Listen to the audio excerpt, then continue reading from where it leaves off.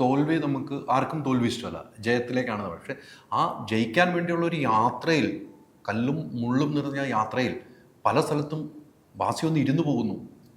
ആ ഇരുന്ന് പോകുമ്പോഴാണ് ബാസിയുടെ മുകളിലേക്ക് ബാക്കിയുള്ളവർ കയറുന്നത്.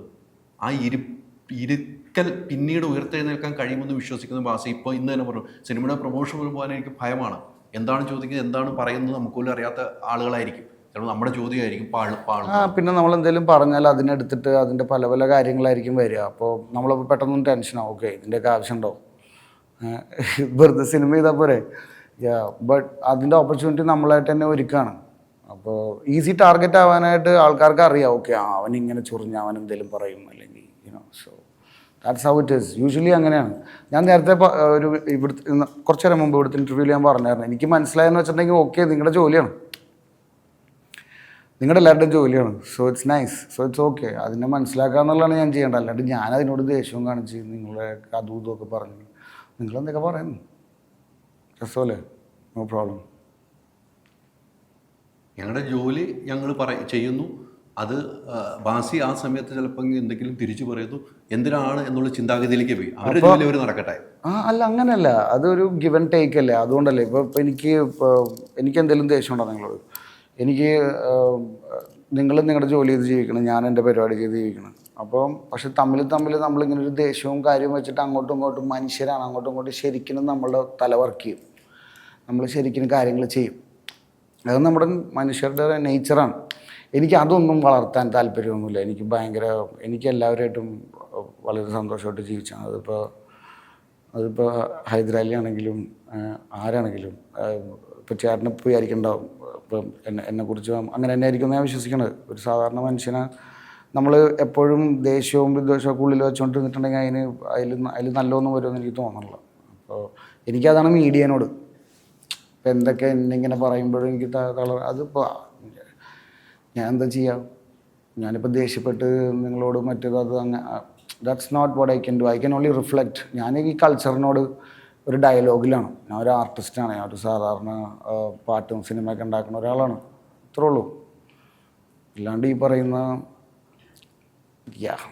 കോമഡികളൊന്നും ഇല്ലയെന്ന് എനിക്ക് പറയാനുള്ളൂ. പാട്ടിലൂടെ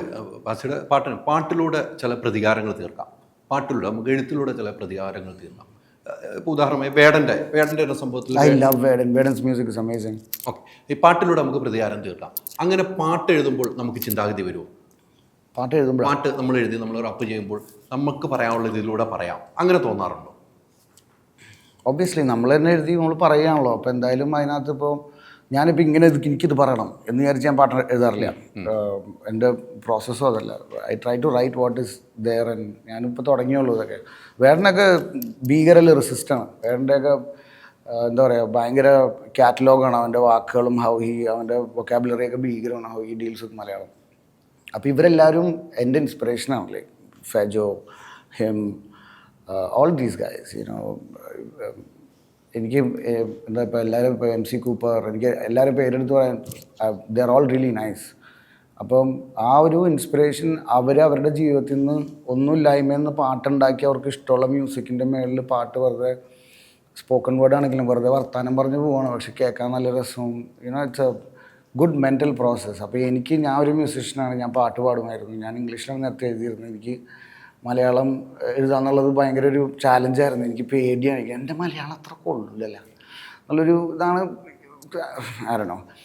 പക്ഷെ ഞാൻ വർത്താനം പറഞ്ഞ പോലെ വെറുതെ പാട്ട് എഴുതിയപ്പോൾ എനിക്ക് ഈ പറഞ്ഞൊരു വെൻറ്റ് തുറന്നു കിട്ടി. എനിക്ക് കാര്യങ്ങൾ സംസാരിക്കാനും അതും മെറ്റഫറിൽ സംസാരിക്കാനും അങ്ങനത്തെ ഇൻട്രസ്റ്റിംഗ് ആയിട്ടുള്ളൊരു സ്പേസ് കിട്ടി പാട്ടിലൂടെ. അതും ഈ പറഞ്ഞ പോലെ അത്രയ്ക്ക് സീരിയസ് ആയിട്ടുള്ളൊരു സംഭവമോ അങ്ങനത്തെ ഒരു എന്താ പറയുക, നമ്മളതിന് ഇൻസ്പിറേഷൻ എടുക്കുക എന്നുള്ളത് മാത്രമാണ്. അതിൻ്റെ അപ്പുറത്തേക്ക് ഒന്നും കൊണ്ടുപോകാണ്ടിരിക്കുന്നതിന് നല്ലത്. Ultra modern kitchen devices. ഒരു കിച്ചണിൽ വേണ്ട എല്ലാ ലേറ്റസ്റ്റ് ബ്രാൻഡുകളും ഇവിടെയുണ്ട്. ലോകോത്തര ബ്രാൻഡുകൾ, original products, wide range. MyG future. WhatsApp വഴി ഇംഗ്ലീഷ് പഠിക്കാൻ ഇംഗ്ലീഷ് കഫേ ഉള്ളപ്പോൾ ഇംഗ്ലീഷ് ഒരു വിഷയമേ അല്ല. English cafe, we present you the perfect English. WhatsApp now 9633 888 575.